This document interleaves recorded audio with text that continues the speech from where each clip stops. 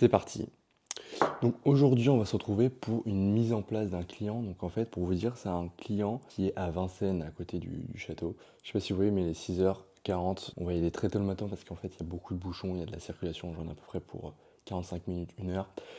On va voir ensemble la mise en place de ce logement. Pour vous expliquer, c'est un client que j'ai signé en visio à distance. Il y a deux choses à choisir dans ces clients. Il y a le logement et le client.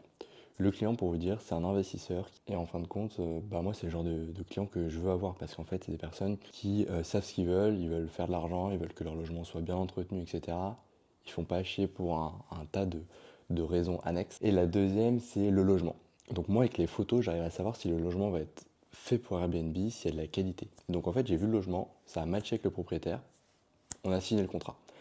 Aujourd'hui, le logement, je ne l'ai toujours pas vu en vrai. Hier, la mise en place de son ancienne conciergerie a fini. Donc en fait, là, je vais aller voir la mise en place. Donc je vais voir la qualité du logement. Je vais devoir mesurer la porte pour pouvoir mettre la serrure connectée. Je vais devoir faire l'inventaire de la literie, l'inventaire de la cuisine. Et on va voir tout ça ensemble. Et en fait, au niveau logistique, je vous avoue que je suis un peu dans l'inconnu. Je ne sais pas trop comment je vais faire. Parce qu'en fait, si vous voulez, moi, je gère des logements à 2 heures de Paris. Je gère des logements à 800 km. Et en fait, à chaque fois, j'ai internalisé la logistique. En fait, j'avais des immeubles de rapport. Et en fait, j'avais une buanderie dans l'immeuble. Et en fait, j'avais les armoires, le lave-linge, le sèche-linge dans le même endroit. Et en fait, je pouvais tout stocker. Une sorte de petite blanchisserie à domicile. Et ça permettait de verticaliser le business. Là, on est à Paris. Inutile de vous dire que c'est pas possible de faire ça. Donc j'ai réfléchi à quelques solutions, je vais vous en montrer une qui sont plutôt pas mal. Je vais pas passer par une société, moi j'en ai marre de passer par les sociétés de ménage, elles sont incompétentes, elles sont trop chères, elles te demandent des tarifs minimum, elles te demandent un volume minimum, notamment entre 150 et 200 euros de volume pour pouvoir passer en fait, pour pouvoir venir par mois. Voilà, j'en ai marre d'être un peu le client non voulu et même en fait ils sont pas fiables. Je préfère recruter en interne les prestataires de ménage. Mais si vous voulez, le business Airbnb, tout est une question de logistique. Les amateurs parlent de stratégie, les professionnels parlent de logistique. Si la logistique tourne dans votre business Airbnb, c'est bon. Évidemment, il y a une grosse mise en place sur la décoration, sur l'inventaire, les détails, les équipements.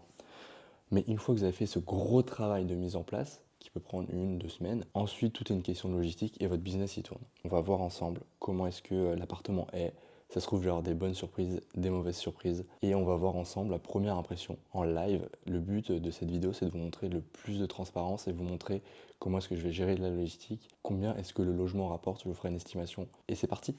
C'est parti, les premiers galères commencent. Alors là, c'était pas du tout prévu. Je vais partir très tôt. Voilà, ça va être compliqué. Regardez le givre, c'est n'importe quoi. Bon, bah là, go gratter. Et à Paris, si vous partez en retard, eh ben vous pouvez être sûr, vous prenez 1 heure de bouchon dans la tête. Bon, on fera un petit récap après. Voilà, c'est givré. On va partir comme ça. Donc c'est la première fois que je rentre dans l'appartement, donc je viens de déposer mes affaires et on va découvrir ensemble le logement. Donc là pour rappel, c'est un propriétaire que j'ai eu en visio plusieurs fois. Ça s'est bien passé, il m'a montré en photo la qualité de son logement. Pour moi c'était clean, genre j'arrivais à savoir si je pouvais le prendre en location. Et donc aujourd'hui on va voir si c'était une erreur en fait de le prendre à distance sans vraiment être rentré dans le logement ou si mon instinct était bon. Mais je pense qu'on va avoir des petites surprises qui étaient imprévues. Rien que sur le premier abord, là, je suis en train de voir ça, mais on va voir ça ensemble. Donc voilà le logement. Donc en fait, on est sur un T2. Donc là, on a un canapé lit. Donc là, on est voilà, à Vincennes. Franchement, le logement dans l'immeuble et tout, franchement, c'est assez quali. C'est bien rénové, il y a de la déco, il y a un thème. Donc là, c'est la partie cuisine. Ça a l'air pas trop mal. Je vais faire l'inventaire plus tard, hein. Faire l'inventaire ici. Là, je viens de voir une cafetière d'une complexité. J'ai jamais vu ça. Je sais pas comment faire.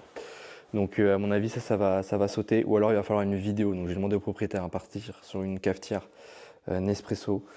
Il y a un modèle Magimix qui est plutôt pas mal à 120 euros, qui est beaucoup plus simple. Là, ça, c'est un nid à problème.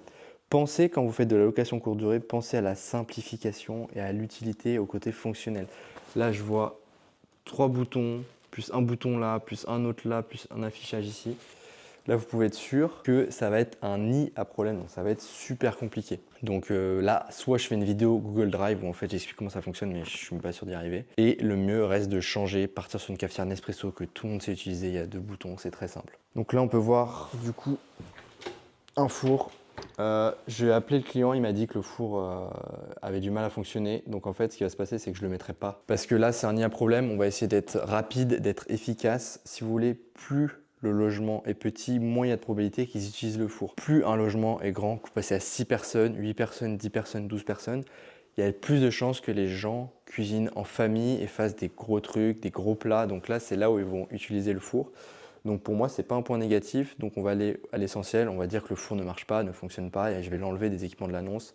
Ça va pas changer grand chose au confort. Et je sais, ça peut être contre-intuitif, hein. Moi, je dis toujours dans mes vidéos, plus vous avez d'équipements, plus il y a de chances que le logement, que le locataire passe un meilleur séjour, et plus il va mettre d'avis, plus vous allez gagner d'argent, etc.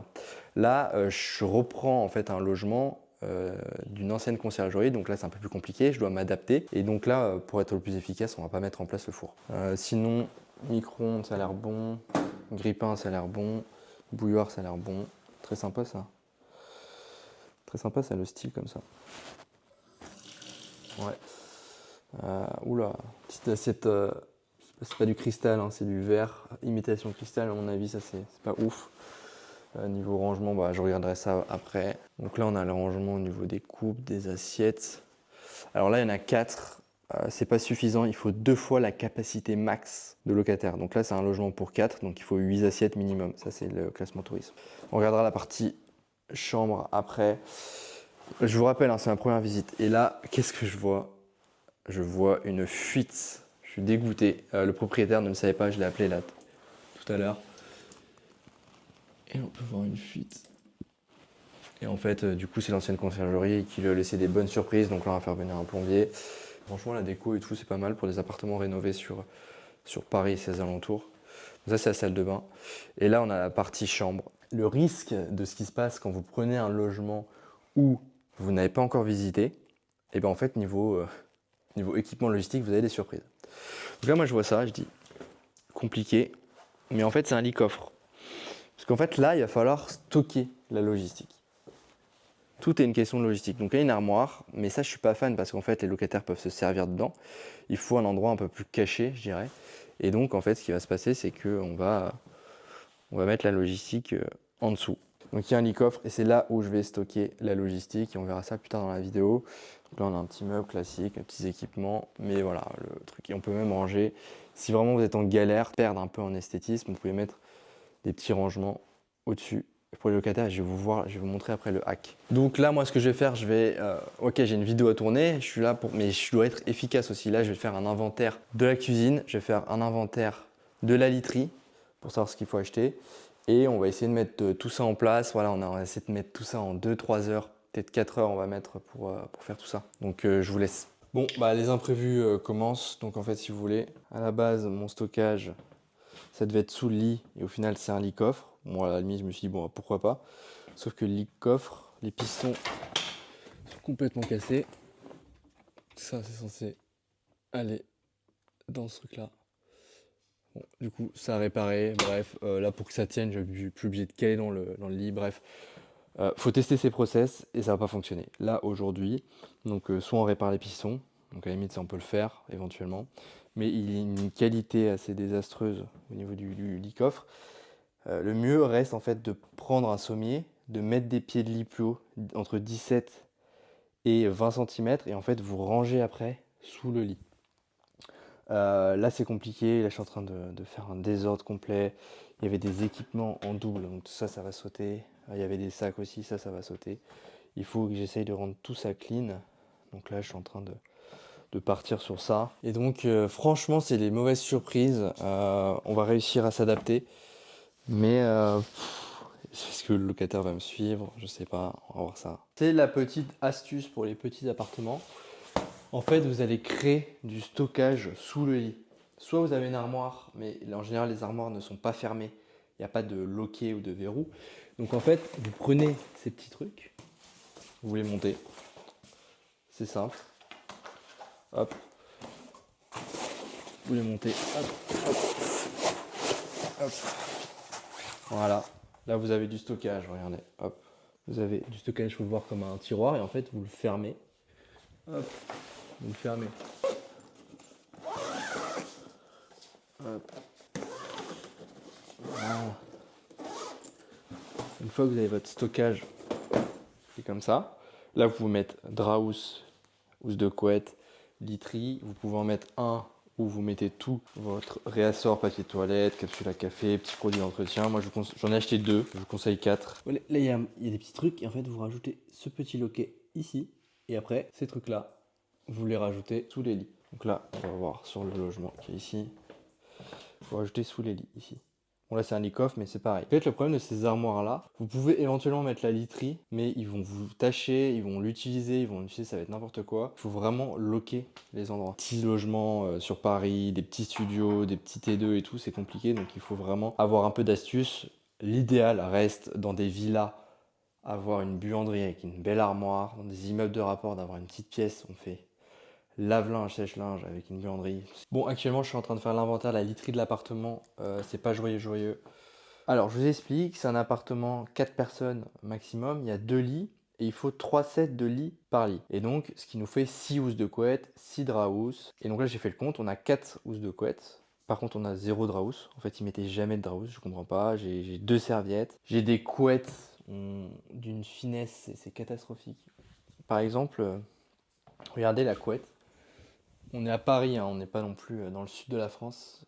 L'épaisseur de la couette, enfin là, c'est pas possible, quoi. C'est trop fin. En fait, c'est pas logique parce qu'en fait, du coup, les locataires vont avoir froid, ils vont consommer beaucoup plus d'électricité, alors qu'acheter une couette médium ou une couette d'hiver à Paris, c'est vraiment pas déconnant. En train de faire la literie, il y a tout ça là qui est soit pourri, soit acheté, etc. Et en fait, là, il va y avoir une phase où il va falloir un peu négocier avec le propriétaire. Cette phase, elle est super importante parce que, comme je le dis souvent, c'est une question de logistique, le business Airbnb. Et en fait, il y a 2 trucs hyper importants quand vous louez, faites de la location. C'est l'endroit où ils dorment, donc tout ce qui est literie, et l'endroit de la cuisine. Pour faire à manger, etc. Il faut que ce soit bien équipé. La literie, on ne peut pas se permettre de mettre de la mauvaise qualité. Donc moi, ce que je préconise, c'est 100% coton, en blanc. De préférence, comme ça, on lave tout en blanc. Mettez des alaises, mettez des coussins de qualité et voyez-le comme un investissement de départ. Ça peut être coûteux, on dit que c'est entre 300 et 500 euros par lit de literie totale, avec les 3 sets. Ce qui fait que par exemple pour un T2, on a à peu près quasiment 1000 euros d'investissement si on part de zéro en termes de literie. Mais une fois que vous l'avez fait, et ben en fait vous êtes tranquille pendant 3 à 5 ans et en fait tout va bien se passer. Et je vois qu'il y a des propriétaires qui ont peur parce que c'est blanc, ça se tache. Il peut y avoir des taches, vous prenez des détachants en blanc et ça marche très bien. Plus un logement est sale, plus un logement est mal nettoyé, plus il y a de fortes chances qu'en fait votre logement soit dégradé. Et donc en fait, c'est tout un écosystème autour. Beaucoup de détails. Voilà, là ça c'est décroché. Typiquement, c'est le genre de truc où là, faut remettre un tableau ou alors vous bouchez, mais ça fait, c'est pas propre. Ensuite, des trucs que je savais pas aussi, par exemple, regardez. Ça fait un peu caille. Et c'est plein de petits détails qui font que votre logement, on en fait moins attention. Donc là, moi, je suis vraiment au premier jet de cet appartement. J'ai noté énormément de trucs en fait pour pouvoir faire. Je sais pas si vous voyez, mais la lumière, c'est des lumières blanches. Ça fait hôpital. C'est vraiment pas du tout cosy. Donc moi, ce que je vous conseille, c'est des lampes en 3000 Kelvin. Là, elles doivent être en 4000 ou 5000. Voilà. Ça, c'est des lumières qui sont beaucoup plus chaudes déjà. On est sur des lumières à 3000 ou 3200 Kelvin. Et ça, c'est bien. Je suis en train de faire tout le pliage, tout l'inventaire. Donc voilà, j'ai 4 housses de couette. Donc là, je vais les plier. Je vais les ranger dans ma fameuse box. Pliage toujours complexe un peu. Hop. Bon, hein, c'est pas un pliage parfait. Voilà, on a la 4e housse de couette. Donc là, on a les 4. On a 4 thés d'oreiller. Voilà, je vais pas aller très loin en fait. Je lui ai dit qu'il fallait qu'on investisse dans la literie. Et en fait, plus il a de jeu, moins sa literie s'use. Donc en fait, c'est que du bénéf. Donc alors, là, je sais pas si vous voyez, j'ai acheté des petits sacs pour le linge sale. Les prestataires mettent tout dedans. Et en fin de compte, elles vont à la laverie. Elles y restent 1 heure, 1 heure et demie. À peu près 45 minutes de lavage et 30 minutes de séchage. 1 heure et demie. Et ensuite, elles ramènent tout ici. Et elles repartent. Voilà, je passe pas par les sociétés parce que la fiabilité des sociétés, franchement, j'en ai marre. Donc là, moi, j'ai ma box qui est ici. Hop, on l'ouvre. Et donc là, moi, je vais mettre tout ce qui est serviettes. Donc là, les serviettes, j'en ai que 2. Il m'en faut 3 fois la capacité max. La capacité max du logement, c'est 4. Donc vous faites x3 la capacité max, donc ça fait 12. Il me faut 12 serviettes, donc on va acheter 2 lots de 6. Drap housse, la housse de couette, bam. Là, c'est parce que mon pliage n'est pas forcément le plus optimal. Hop, tête d'oreiller à la limite, on les met aussi. Et là, vous prenez ça, vous fermez. Voilà.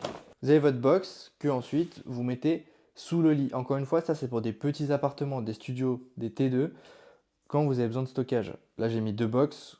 On peut aller jusqu'à 3 voire 4 box si on les empile bien sous un lit. Donc voilà, là j'ai mis sous le lit coffre. Et donc là, toute la literie. Là-bas, il va y avoir peut-être le reste de la literie. Je vais en mettre 2 autres. Il y en a un où il y aura tout ce qui est réassort, papier toilette, capsule à café et petits produits d'entretien. Après, les petits produits d'entretien, on peut les lisser, les glisser. Ou alors les mettre dans un coffre parce qu'en fait, vous n'avez pas tout le temps un lit coffre. Donc ça permet vraiment de ranger dans des petits espaces. C'est vraiment le petit hack. Bon, je vous fais un petit débrief. Je vous avoue que je suis un peu déprimé. Il y a beaucoup de choses à faire. La literie n'est pas du tout aux normes. Je dois avoir un petit travail de négociation avec le propriétaire. À la limite, ça peut faire. Mais il y a plein de trucs qui vont pas dans le logement. On doit racheter une table de chevet, mettre 2 lampes de chevet. On doit changer les lumières. Les lumières sont beaucoup trop agressives. On a l'impression d'être dans un hôpital. J'ai vu les couverts. À mon avis, il y a 3 verres. Vous voyez, c'est le genre d'inventaire où rien n'est complet. On a le cul entre 2 chaises, entre garder l'ancien, changer tout le nouveau, prendre un lot, faire table rase et remettre à neuf.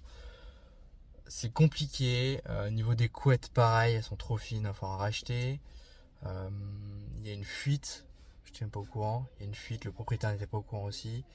Donc il y a une grosse inertie aussi quand vous reprenez un logement d'une conciergerie, une ancienne conciergerie, ça s'est mal placé. Il y a une lampe sur 2 qui marche pas. La serrure connectée, elle fonctionne pas. Je suis dans un ancien immeuble parisien et en fait il a pas les normes européennes. Vous savez, c'est ce cylindre. Je sais qu'il y a une application comme Nuki qui fait, moi je n'utilise pas cette application et j'ai pas envie de changer toutes mes applications pour un logement. Donc il est en système de boîte à clés en allant dans la rue voisine. En vrai, c'est un enfer. C'est des appartements, si tu paumes ta clé physique, tu peux plus rouvrir parce qu'en fait, il n'y a pas de poignée. Vous savez, c'est que la clé qui permet d'ouvrir. Faire cette serrure connectée, je passe un devis d'un serrurier. Enfin, ouais, ça coûte un bras, mais on est obligé. Et donc, je préfère vous faire ce débrief à chaud dans le sens où le but de cette chaîne aussi, c'est pas vous vendre du rêve, c'est d'être transparent. Vous dire qu'il y a aussi des logements qui sont compliqués, alors que pourtant, vous savez, je dois prendre 5 à 10% de mes demandes, parce qu'en fait, vous savez, je suis sur les réseaux, je commence à avoir de plus en plus de demandes, ça commence à bien fonctionner, et en fin de compte, je fais un tri moi en amont, avec des appels vidéo, avec des photos, etc. Et là, ce qu'on peut voir, c'est que il est rentré dans mes critères, ça matchait bien avec le propriétaire, ça matche toujours bien avec le propriétaire, et je pense qu'il va être enclin à faire ce petit investissement de mise en place. Mais juste pour vous dire un truc aussi, c'est que il y a de fortes chances que quand vous rentrez dans le logement et que vous ayez toute une liste de choses à faire, vous soyez déprimé. Vous dites putain je vais pas y arriver, etc. Pourtant j'en ai fait des mises en place et j'ai encore cet effet là. Où en mode on est dans l'inconnu, on est dans la peur, et en fait non. La meilleure chose c'est de noter. Vous notez tout ce qu'il y a à faire, bam bam bam bam bam. Je me suis engagé, avant même d'avoir vu le logement, je vous conseille pas vraiment de le faire. Vous allez travailler dans un endroit local. C'est-à-dire que vous allez prendre des logements à 30 minutes, 1 heure de chez vous. Vous allez pouvoir vous déplacer. Moi je suis partout en France, donc je dois faire une énorme sélection grâce aux photos, grâce à ce que me dit le propriétaire, etc. Et des fois ça se passe un peu moins bien. Et donc là j'ai une pelletée de checklists à faire. J'ai fait une digression, mais en fait pour revenir, vous allez avoir ce sentiment de peur, d'inconnu, qui vous paralyse. Et en fin de compte, la meilleure façon, c'est de dire ok, Guillaume, on va le bouffer cet appartement, on va en faire un truc de fou, on va faire de l'argent, on va bien l'entretenir. Il y a ça à faire, il y a ça à faire, il y a ça à faire, une checklist, et on traite point par point, point par point. Et il y a aussi, je vais faire les vidéos pour savoir comment tout fonctionne, les objets. Il y a pareil, il y a une cafetière, j'ai jamais vu ça de ma vie, où c'est des trucs à grains, mais à l'ancienne et tout. Enfin, dans la location, faites de la simplification, simplifiez tout. Je voulais vous faire ce petit retour à chaud où là aujourd'hui, là je vous le dis, je suis déprimé, mais je sais que ça va le faire. Il y a un gros potentiel dans ce logement. Il est quand même refait à neuf, mais il est refait à neuf il y a 3-4 ans. Il a un peu pris dans la tête dû à une mauvaise gestion. Vraiment, accrochez-vous, tout est une question de mise en place. Et une fois que vous avez réussi à remettre aux normes, faire la mise en place, faire la logistique, faire le process d'arrivée, tout automatiser, ça carbure, c'est du récurrent et ça passe bien. Mais bon, j'ai encore ce sentiment après une dizaine de mises en place, j'ai encore ce sentiment d'inconnu et je devais vous le partager. Mais il faut pas lâcher, il faut prioriser les tâches et on y va. Je vous fais un petit update sur cette fameuse première mise en place. Vous savez, j'étais déprimé, j'étais au bout de ma vie. J'ai fait une checklist et j'ai des plutôt très bonnes nouvelles sur cet appartement. Le principal, c'est la serrure connectée. Donc là, on est très bon. Ça fonctionne. Donc c'est des portes à gâches dans Paris, de ce que m'a dit le serrurier. On est obligatoirement, pour les assurances, obligé d'avoir des portes à gâches. Donc, hop, on fait comme ça. On peut le faire fermer comme ça de l'intérieur. Et de l'extérieur, on a cette serrure connectée. Donc ça, c'est vraiment top. C'est vraiment top. J'ai les deux clés physiques, ce qui permet d'ouvrir en fait au moment où s'il y a un problème, si ça bug, etc. Et ces deux clés physiques, on en donne une au propriétaire et on en donne une dans la boîte à clés en cas de secours. Donc ça vous permet de vraiment être antifragile et vous n'aurez jamais de problème. Parce qu'en fait, il se peut que ce mécanisme qui ne fonctionne plus, parce qu'en fait, il se peut c'est à pile, hein. Ça, vous voyez, ça fonctionne comme ça, mais il se peut qu'à un moment donné, ça fonctionne pas. Bon, c'est super fiable, mais on sait jamais. Donc, très très bonne nouvelle. Vu que la serrure connectée, ça marche, ça fonctionne, on va pouvoir faire plein de choses grâce à ça. Grâce à ça, je vais pouvoir réparer la fuite qui est ici, sans être là. Donc ça, c'est bien. Ça va pas moyen de faire ça. Je viens de découvrir aussi un nouveau truc. Je sais pas si vous voyez. Donc ça, c'est sa porte pour la salle de bain. Comme vous pouvez le voir, elle est cassée. Je viens de le découvrir en testant le produit. C'est fou, hein. Et en fait, on se rend compte qu'on fait bien plus qu'un métier de conciergerie. On est vraiment AB testeur de logement. Donc là, pareil, j'ai demandé à un bricoleur qui puisse me réparer tout ça. Donc là, je sais pas si vous voyez, mais en fait, ça grince, ça colle. Enfin bref, c'est une catastrophe. Et enfin, j'ai pu faire le lit. Bon, j'ai un problème, le lit coffre, c'est vraiment nul. C'est vraiment de la merde, on va pas se le cacher. C'est vraiment pas ouf. Je suis obligé de changer les pistons. Donc là, niveau moral, on est mieux. Franchement, la serrure connectée, ça change tout. Franchement, c'est incroyable. Ça va vraiment permettre de pouvoir recruter mes prestataires de ménage, faire réparer la fuite, faire réparer quelques petites touches de bricolage sans forcément être là. Et donc là, en fait, on communique comment? Avec des vidéos, avec des photos WhatsApp à distance. Plus besoin de se déplacer. Donc là, c'est une très bonne nouvelle que je voulais vous partager aujourd'hui et on est parti pour la suite de la vidéo. Donc là, aujourd'hui, j'essaye de recruter mon bricoleur sur l'appartement de Vincennes. Donc, ce que je remarque, c'est que Paris, c'est un autre game. Donc là, le but, c'est de vous montrer la transparence. Donc, vous allez voir les conversations, vous allez voir comment est-ce que je procède. Et en fait, on se rend compte qu'il y a deux types de fonctionnement. Et je vais pouvoir vous les expliquer. Et j'ai l'impression que c'est assez pertinent sur certains types de villes, certains types d'économies. Mais ce que je peux vous dire, c'est qu'on est en train de changer d'économie. J'ai l'impression que le management de personnes, les personnes de plus en plus fiables, c'est beaucoup plus dur à trouver. Pourquoi? Parce que j'ai l'impression que les gens veulent plus vraiment travailler. Il y a une fiabilité qui est vraiment en train de baisser et donc on rentre dans une autre nouvelle ère, du nouveau, où les personnes veulent travailler que quand elles en ont envie. Et donc c'est assez compliqué. Donc il faut essayer de réussir à jongler sur ça. Donc j'ai l'impression qu'on ne peut plus avoir une seule personne fiable. On est maintenant obligé de faire des appels d'offres. On va voir ça ensemble. Et là je vais essayer de vous montrer un peu les appels, qu'est-ce qui se passe quand je téléphone, etc. Donc là j'ai déjà appelé deux personnes, j'en ai 6 à appeler. Donc là je rentre le contact. Alors je sais pas si vous voyez, mais moi je mets une petite clé à molette devant, histoire de savoir que c'est un bricoleur. Je vous conseille vraiment d'être super efficace dans vos nomenclatures parce que vous allez avoir énormément de numéros. Quand vous êtes dans des business physiques comme ça et que vous devez gérer du personnel, il faut absolument en fait réussir à être organisé. Et même moi là je suis un peu en train de couler sous les numéros et tout, j'en ai un peu de partout. Mais le fait déjà que je mette, par exemple quand c'est un plombier, je mets un tuyau, un robinet, une goutte d'eau. Quand c'est un peintre, je mets un pinceau. Quand c'est une prestataire de ménage, je mets un balai ou un savon, etc.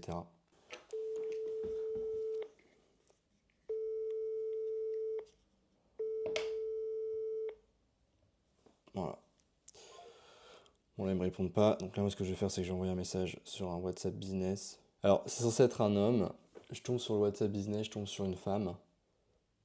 Peut-être un faux numéro, bon c'est peut-être sa femme hein, le gars. Alors, bonjour c'est Libra, je vous ai contacté sur Allo Voisin concernant la prestation d'un de mes logements sur Airbnb.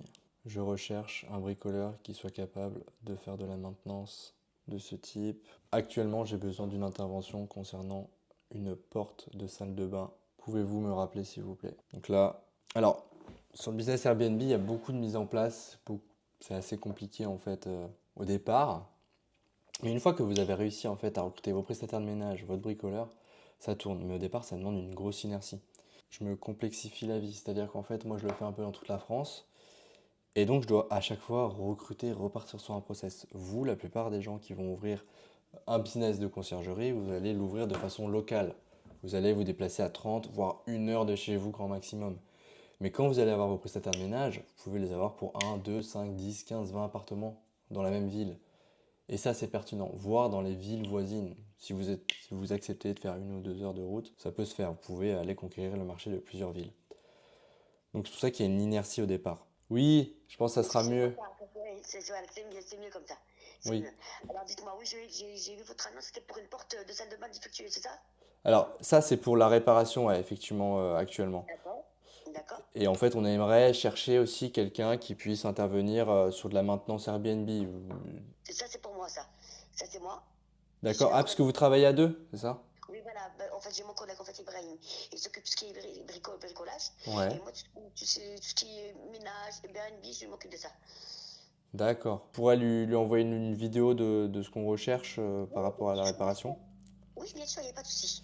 Voilà, Et là, vous faites du ménage aussi? oui, voilà. Moi, c'est le ménage. Tout ce qui est ménage, tout ce qui est courses, tout ce qui est. Voilà.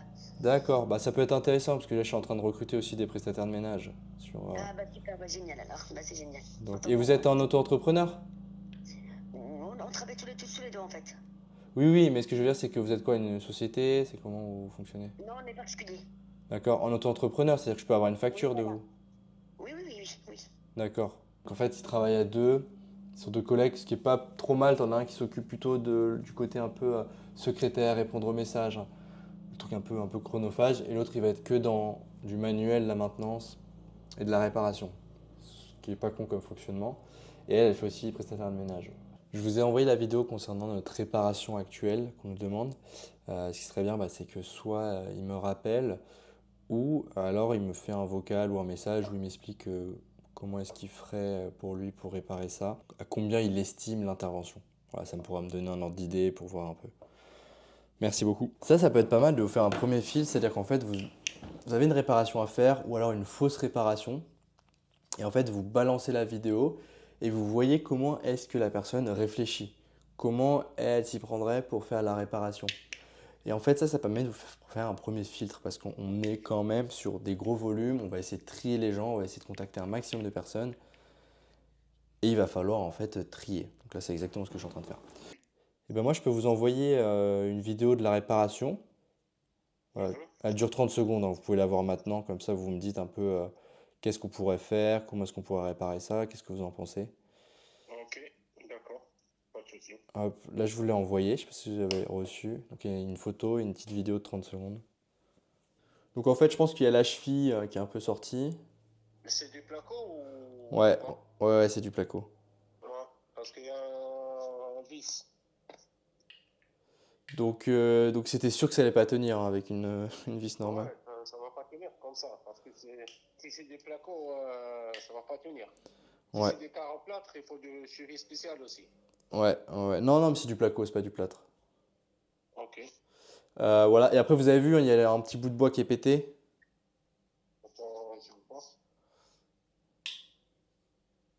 Donc là, vous pensez que vous pouvez faire comment? Avec des vis, de la colle? Le bout de bois là? Ouais, c'est ça. Ouais, je vois, ouais. Il faut démonter tout ça pour préparer le bout de bois et refixer la porte, le cache de la porte. Ouais. Vous fonctionnez comment? Vous fonctionnez au taux horaire, au devis, pour des... Est-ce que vous fonctionnez au taux horaire pour des petites réparations, au devis pour des grosses réparations? Comment est-ce que vous fonctionnez? Comme vous voulez. En fait, moi, je fais tout. Plomberie, électricité, bricolage, montage de meubles, tout le genre comme ça, cuisine équipée, Ouais, carrelage, placo, peinture. ok. Ouais. D'accord. Et pour ce type d'intervention, vous pensez que vous pensez combien à peu près? À peu près 70 euros. Hein. Ok, ok, ok. Alors, ça m'intéresse, je pense qu'on pourrait programmer une intervention. Fonctionne, voilà, effectivement, à la facture. Vous êtes en auto-entrepreneur, vous? Ouais. D'accord, ok. Le devis, et en fait, alors, je vous explique. Moi, si vous voulez, moi, je suis la conciergerie, je gère le logement. Et après, il y a le propriétaire qui est au-dessus de moi et c'est avec lui que je dois tout valider. Donc, en fait, le devis il sera à son nom. Il sera en son nom, mais c'est moi qui vous payerai. On fonctionne avec une serrure connectée. C'est-à-dire qu'en fait, vous pouvez intervenir sans que je sois là. Ah, ok. C'est beaucoup plus simple. Et après, moi, ce que je demande, c'est des preuves en photo, en vidéo, que je puisse faire valider avec le propriétaire, vous montrer le mécanisme, vous me détailler un peu ce que vous avez fait. Je pense que c'est comme ça que vous fonctionnez, non? On fait comme ça. Merci beaucoup, Ashraf. Au revoir. Au revoir. Bon, faut réussir à savoir jauger si le mec te dit oui, oui, oui, parce que c'est un béni oui, oui, et qui te dit que le client a toujours raison et qui te fait oui, oui, oui. Il a beaucoup d'avis clients sur Allo Voisin. Attention, parfois, c'est des avis fake. Mais, voilà, il faut regarder un petit peu. Il a l'air d'être quand même assez professionnel. Alors, je vous fais un petit retour sur cette mise en place, vous savez, de cet appartement qui est en banlieue parisienne, qui est sur Vincennes. Alors, pour vous expliquer, je pense que vous l'avez vu dans la vidéo, c'est une ville que j'ai pas l'habitude de faire et en fait, j'ai pas du tout l'expérience dedans. Donc, je suis en plein dans la préparation et donc j'essaye vraiment de m'adapter. Je devais réparer une fuite, je devais faire une pause de serrure connectée et donc en fait, on a dû faire une intervention validée par le propriétaire. Donc, je sais maintenant qu'est-ce qu'il faut mettre comme serrure. Donc, j'ai pu mettre ma serrure connectée. Donc, ça, c'est le point le plus important. Grâce à cette serrure connectée, j'ai pu faire réparer la fuite à distance. Donc en fait, le propriétaire, par chance, avait un plombier. Donc moi, j'ai pu lui donner les codes, les instructions, j'ai pu tout mettre au propre, comme si c'était une instruction de départ, d'arrivée, pardon, pour un locataire. Et donc là, on peut voir que ça a super bien fonctionné. Le mec, il m'a dit, il y a ça, ça, ça que j'ai fait. Il m'a envoyé une vidéo sur WhatsApp. C'est validé, c'est payé. Il n'y a pas de souci. Ensuite, j'avais la réparation d'un lit-coffre. Le lit-coffre, c'est là où je stockais. Pas du tout fan des lit-coffres parce qu'en fait, à terme, ça s'use, ça explose, les pistons sautent. C'était le cas là, ça faisait 4 ans que le propriétaire n'était pas rentré dans son logement. Donc c'est pour vous dire un peu la mise en place qu'il y avait. Il a recommandé le lit-coffre, on devrait le recevoir cette semaine, donc ça devrait être bon. Ensuite, j'avais tout ce qui était mise à niveau de la literie. Donc là, pareil, j'ai dû voir avec le propriétaire. Il a pu valider, on a pu aussi acheter toute la mise en place du réassort. Et ensuite, tout ça, ça sera payé par le locataire. Mais la première mise en place, c'est obligé que ce soit le propriétaire qui paye. Tout ce qui est capsule à café, papier toilette, les siphons, les têtes de loup pour attraper les poussières, histoire qu'il y ait tout dans l'appartement qui soit rangé. Et en général, on le range soit dans une armoire qu'on peut fermer, soit sous un lit. Là, j'essaie de vous faire un petit débrief de tout ce qu'il y a. Il y en a à peu près pour 300 euros en général de mise en place de réassort. Et ensuite, vous arrivez à calculer le coût par rotation. En général, c'est entre 3 et 5 euros. Et ce coût-là, vous pouvez le glisser dans les frais de ménage. Et en fait, ce qui fait que vos charges de fonctionnement vous coûtent ni au propriétaire ni à vous en tant que conciergerie. Ce qui fait que si le logement fonctionne, bah vous, ça vous rapporte de l'argent, mais les charges, elles sont payées par le locataire. Si le logement ne fonctionne pas, vous n'avez pas de charge. Et donc ça, c'est plutôt bien comme business. Ça veut dire qu'en fait, vous gagnez directement sur votre marge. Et ça, c'est super important de bien calculer. Ensuite, il y avait les choses un peu plus complexes, notamment sur le recrutement du ménage. Donc je pense que vous allez voir dans la vidéo, je suis en train de recruter. Et en fait, Paris, c'est un autre game. C'est un autre business. J'étais pas au courant. En fin de compte, j'appelle ça des MAC. C'est pas le bon terme, mais en fait, si vous voulez, c'est des têtes de réseau qui contrôlent en dessous tous les prestataires de ménage. Ce qui fait que pour avoir les prestataires de ménage en direct, c'est quasiment impossible. En fait, il y a des réseaux. La densité de population est tellement forte qu'en fait, il y a des réseaux qui se sont mis au-dessus, comme des sous-couches. Et en fait, j'ai réussi à intégrer un réseau. J'en avais plusieurs, j'avais que ça d'ailleurs. J'ai réussi à intégrer un réseau et là, elle m'a mis dans le groupe WhatsApp avec toutes les prestataires de ménage. Donc, je suis content. Il y en a 3 qui sont assignés pour mon logement. Moi, je tourne qu'avec 2 minimum, donc là, il y en a 3. Elle, c'est le contact principal. C'est elle que je vais payer et ensuite, elle redistribue. Et donc, on va voir comment ça fonctionne. Je vous ferai un retour d'expérience. J'ai ma programmation de mise en place de ménage qui est programmée dans 2 jours. 2 heures de prestation où là, je vais rencontrer une des prestataires. Je ne vais pas rencontrer la manager, si je puis dire, des prestataires de ménage. Ça devrait tourner. Il y a 3 prestataires dessus. On va voir ça. On tourne sur WhatsApp. Concernant le bricolage, normalement, moi j'ai des logements dans les Pyrénées, j'ai des logements à côté de Reims, j'ai des logements aussi en Normandie, aussi à Aix-en-Provence. À côté d'Aix-en-Provence, j'ai une villa que j'ai pris il n'y a pas longtemps, d'ailleurs j'en ferai une vidéo. Paris, pareil, en fait, c'est la guerre, il y a des missions dans tous les sens, ce qui fait qu'en fait, la plupart des bricoleurs me disent qu'ils ne pourront pas être fiables, dans le sens où si vous avez une urgence et tout, il n'est pas sûr qu'il soit disponible parce qu'il sera peut-être sur un autre terrain, etc. Les gens travaillent de moins en moins, veulent de moins en moins travailler, ça c'est un fait, c'est factuel. L'économie est en train de changer, donc il faut s'adapter. Vous ne pouvez plus avoir un seul bricoleur, vous êtes obligé de faire des appels d'offres en permanence, sur Allo Voisin, sur Le Bon Coin, voire Facebook, même si Facebook c'est un peu mort. Et en fait, vous allez avoir des bricoleurs, à chaque fois des nouveaux bricoleurs. Donc là, aujourd'hui, j'ai réussi à organiser ma prestation qui sera demain pour le bricolage. Et là, on est complètement sur un changement de paradigme. J'essaye de craquer un peu le business de Paris. On va voir ça. C'est pas forcément un business que j'ai forcément envie d'énormément développer sur Paris parce qu'en fait, vous l'avez vu, hein, la maire de Paris, elle est contre Airbnb. Il y a énormément de législation. Il commence à y avoir du copinage dans les mairies. Il va falloir avoir des équilibrages. C'est-à-dire qu'en fait, si vous voulez mettre un logement en Airbnb, que vous soyez une société ou un particulier, il faut que vous ayez un logement commercial aussi. Ce qui fait que le marché commence à être de plus en plus tendu. Paris, j'ai pas beaucoup d'avenir dans cette ville. Mais là, écoutez, j'ai l'opportunité d'avoir 2 logements dedans. Donc on va s'y mettre, ça me fait une nouvelle expérience. Donc voilà un peu pour le topo. Et je vais pouvoir vous montrer un peu combien rapporte potentiellement ce logement. Donc voilà combien peut me rapporter potentiellement cet appartement. Donc là, je sais pas si vous voyez, on serait sur 21 700 euros à l'année, ce qui fait à peu près 1800 euros par mois. Là, ça c'est hors frais de ménage, c'est la nuitée en fait, je dirais nette. Ici va s'ajouter du coup la commission de la conciergerie sur ce chiffre que vous voyez à 1800 euros par mois. Ici, je sais pas si vous voyez, il y a 3 courbes. La première, c'est la courbe en rouge, je dirais c'est la courbe médiane et c'est à partir de ce moment-là que l'étude a été faite. C'est en rouge, la courbe médiane. Ça veut dire que votre logement, c'est 50% du marché, c'est un 5 sur 10, c'est la moyenne. La courbe en dessous, ça veut dire que votre logement, c'est un 3 sur 10. La courbe au-dessus, ça veut dire que votre logement est un 8 sur 10. Et en fait, moi, quand je fais des estimations de revenus, ici, j'utilise l'outil PriceLab. Cet outil est assez fiable dans le sens, il va directement se mettre sur la data des annonces Airbnb. Et en fait, il paye Airbnb pour que Airbnb donne cette data du cash collecté. Donc, on est assez proche de ce résultat.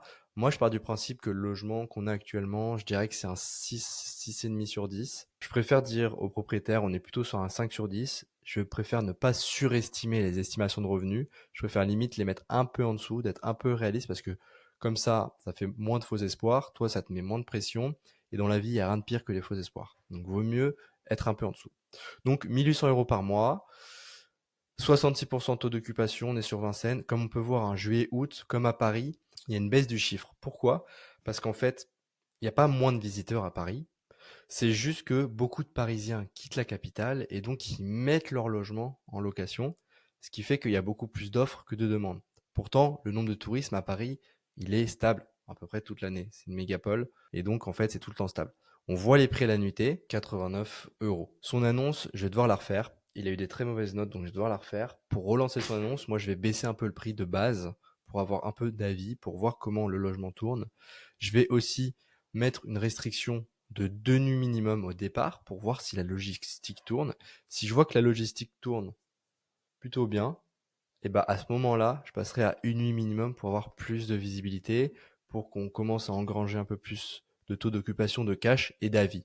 Essayer de tirer un peu sur la corde pour voir à quel point c'est solide. Je pense que cette vidéo va se terminer tout de suite. Je sais pas combien, parce qu'en fait il y a plusieurs fois où j'ai tourné dans la journée, etc. Je sais pas comment elle sera structurée. Ça sera la première vidéo où je fais une vraie mise en place. C'est compliqué d'être sur le terrain et en même temps d'essayer de faire un building public, essayer de montrer. C'est difficile parce que des fois on est un peu dans le feu de l'action, on oublie de filmer, on oublie de faire un récap, les angles sont pas très bons. Donc n'hésitez pas à me faire des retours dans les commentaires sur ce qui pourrait être amélioré dans cette espèce de format vlog building public pour vous montrer un peu l'envers du décor, mais voilà un peu la mise en place d'un logement pour vous faire un peu un résumé. On est sur c'est reconnecté, l'arrivée des voyageurs, c'est le truc le plus important. comment est-ce qu'on peut automatiser, arrêter avec les boîtes à clés, passer sur des serrures connectées. La literie, il va falloir tout mettre en forme pour que ça puisse tourner. 3 jeux de 7 par lit, j'essaie de vous faire un petit récap. Il va falloir recruter prestataire de ménage, il va falloir recruter bricoleur si besoin. Et en fait, vous avez énormément de mise en place. Dans ce business, c'est énormément de mise en place, mais ensuite, ça tourne quasiment tout seul. Il y a un peu de maintenance, mais tout va se jouer sur la confiance de votre prestataire de ménage qui vont vous envoyer des photos, qui vont utiliser l'application, etc. Quand vous êtes au départ dans votre business, que vous êtes solopreneur, que vous êtes seul en fait à faire ça, c'est dur de faire la mise en place, la logistique, la gestion, parce que je gère aussi des biens Airbnb, d'autres biens Airbnb, la gestion de la conciergerie. Ensuite, faire des vidéos, faire du setting, du marketing. Et en fait, on se rend compte qu'au départ, il y a une inertie de malade, tout n'est pas parfait. Et en fait, l'action crée l'information et il faut absolument agir, même si c'est pas parfait. Et je pense que c'est le message qu'il faut donner. Lancez-vous. Vos proches vont vous déconseiller de le faire, mais c'est la barrière à l'entrée. Donc, il va falloir arrêter avec le regard des autres. Il va falloir agir. Tout ne sera pas parfait. Vous allez prendre des parpaings. Il y a des fois où ça va être compliqué, il y a des fois où vous allez être dans le brouillard, vous allez avoir une sorte de peur de l'inconnu, mais il faut absolument trouver des solutions. Il va falloir s'adapter en permanence. Le business, il bouge énormément. Avec l'arrivée des IA pour automatiser des logiciels, on a des informations dans tous les sens. Prenez du recul, focussez-vous sur un business, sur votre business, et ça va le faire. Et il va y avoir des déconvenus, il va y avoir des échecs, il va y avoir des réussites. Et en fait, c'est là où tout l'intérêt de cette chaîne. Pourquoi je fais cette chaîne? Et je vous parle un peu à nu, comme on dit. Pourquoi je fais cette chaîne?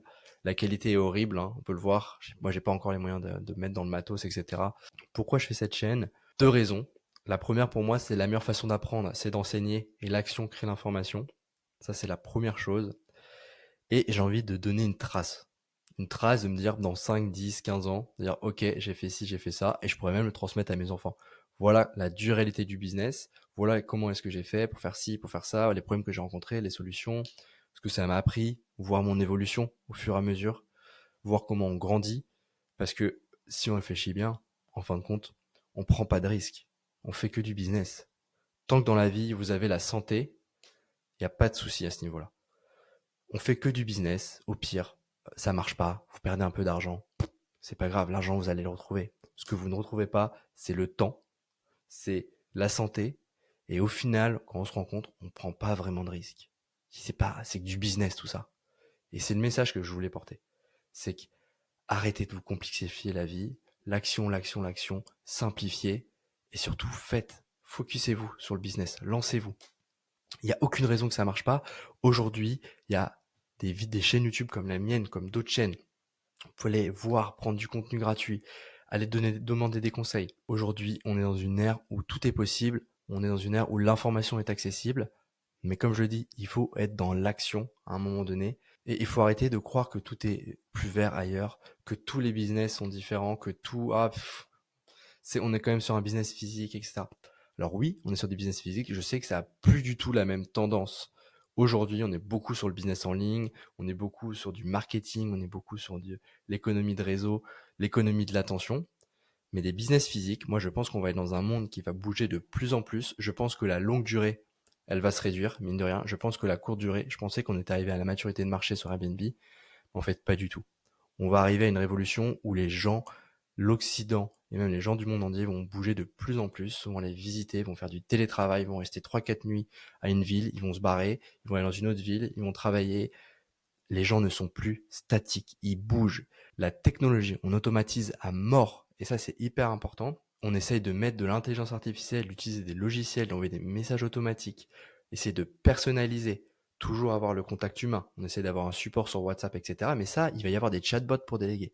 Donc on va commencer à réduire de plus en plus, je dirais, la barrière peut être très chronophage sur le business physique. Je suis parti en digression, donc merci beaucoup d'avoir suivi cette vidéo où on essaye vraiment de montrer le concret, le terrain. Donc n'hésitez pas à liker, à partager et à me dire en commentaire comment est-ce que je pourrais améliorer ce vlog.